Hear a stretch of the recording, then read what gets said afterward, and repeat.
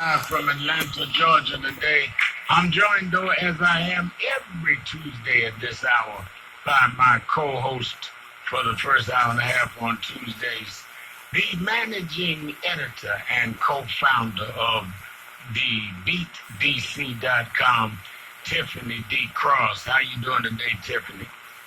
I'm great. I'm enjoying a rare quiet moment in the nation's capital as the House and the Senate are out for a 2-week recess. So very happy to be here with you today. You're in my hometown of Atlanta, Georgia. I hope the Dirty South treated you well today.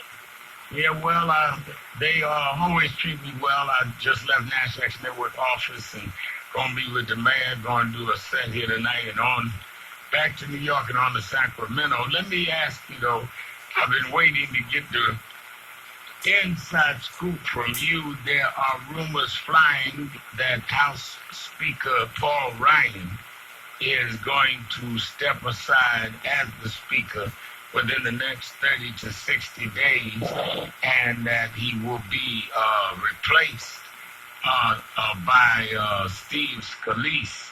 Have you found any of that to be the case? Well, this is not a new rumor. It's resurfaced thanks to another Republican congressman who, in an interview, gave exact dates and said that Ryan would be resigning in the next 30 to 60 days. So what gives this rumor fuel is that Ryan has not yet declared if he will seek re-election. But this has been something that has been ongoing. I'm sure you remember, Reb, when Paul Ryan was first asked to assume the speaker role. It was not a job that he wanted. He was really adamant about it. At the time, he cited wanting to spend time with his family. When he agreed to take it, he said, I'll do it, but it has to be on my terms. And at that time, it was not known that Donald Trump would be the president, and by effect, the leader of his party. So Paul Ryan has been caught out there a few times saying things when he didn't know he was being recorded, saying, where he disagreed with Donald Trump and tried to put distance between he and Donald Trump. But publicly, when he's on camera, he's had to walk back some of those comments. And he's really stood in lockstep with this president. During the election, he was critical, but some would argue not enough. But he was critical about some of the immoral behavior that we saw from Donald Trump. But at no point did he ever disregard this president. He's gone back on his word a few times. During the campaign, he also said that he would not ever again speak out in support of his candidate. Well, we know that not to be true. So I do think that he may be personally torn. I hope, as many have called his silence, myself included, cowardice, I hope that perhaps he's having a moment of moral clarity and is wondering how history will judge him and his role in these very controversial times. So if he is going to resign, it will be in a long line of other people who have since resigned. I would argue it's because of this president. I will say one interesting thing about Paul Ryan. He is one of the few people on the House, the only Republican member on the House who employs a black chief of staff. Of course, his policies still don't all the way align with people of color. But I do just want to point that out. We should be a little worried, though, if Paul Ryan steps down and Congressman Steve Scalise assumes the helm. Steve Scalise is a lot more conservative than Paul Ryan. He's made some very disconcerting statements about the LGBTQ community, despite him having a very close relationship with Congressman Cedric Richmond, who, as you know, is the chair of the Congressional Black Caucus. He has not stood with a lot of policies that would do well for the African-American community. So I'm not sure that we want to see Paul Ryan step down. But as you know, the House is up for grabs. So come midterms, we may see an entirely new speaker regardless of what Paul Ryan decides to do. Now, we are looking at a president who, despite the Stormy Daniels interview having 22 million viewers on Sunday night, despite the controversies around his staff shakeup and his legal team shakeup, he inched back up to 42% in the polls. So his base is staying with him. I don't think anything short of organizing is going to displace the president and or his party, because I think what a lot of people fail to realize is that his base likes what he's doing. This is something that is baffling to a lot of people. I'm not so sure how baffling it is to people of color. But this is interesting because you referenced the Stormy Daniels interview.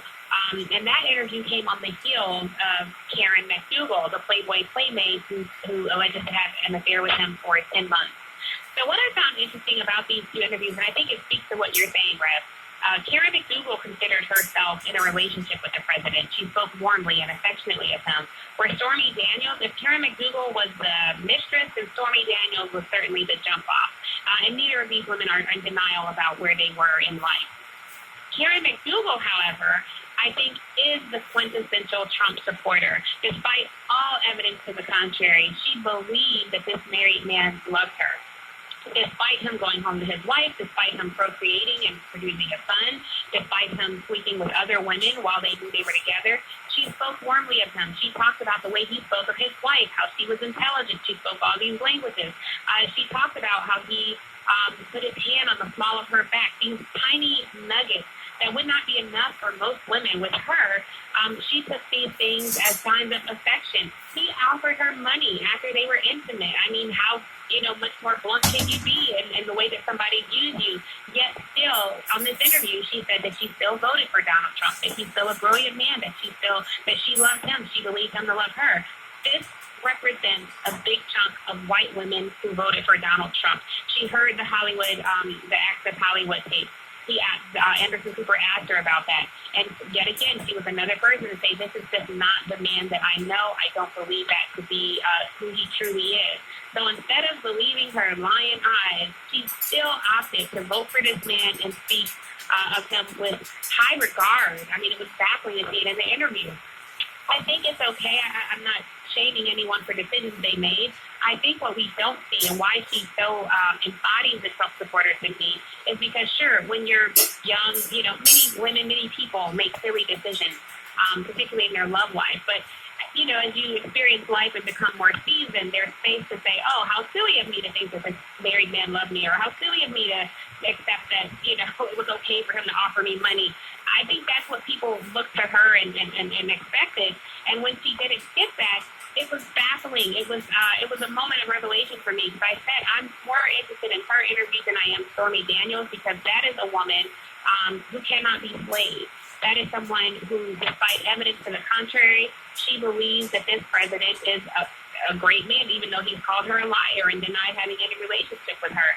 So if we're waiting for this chunk of white women who supported him and voted for him to have some sort of change of heart, or to all of a sudden develop some sort of intellectual curiosity, I think it is a feeble attempt for wasting our time. To your point, Rev, the key is organizing your own people. You're down in Georgia, in Atlanta, Georgia today.